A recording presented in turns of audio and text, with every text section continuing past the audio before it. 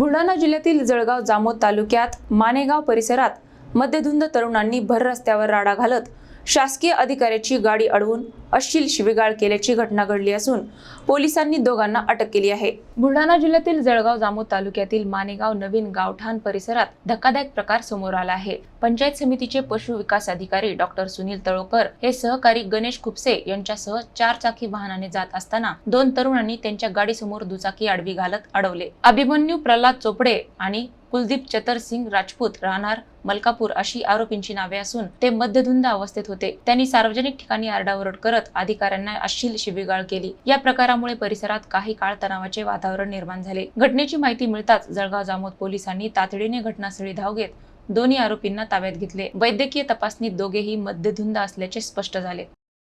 जळगाव जामोदकडे निघत असताना मागून 2 पिले अनोळखी गृहस्थ आले आणि डायरेक्ट गाडीच्या समोर गाडी लावून त्यांनी शिवीगाळ केली आणि ते खूप पिले होते। परत त्यांनी माझा चष्मा तोडला आणि लोक संशोधन विकासासाठी सोबतच आहे त्यांना सुद्धा शिवीगाळ केली गलिच्छ एकदम।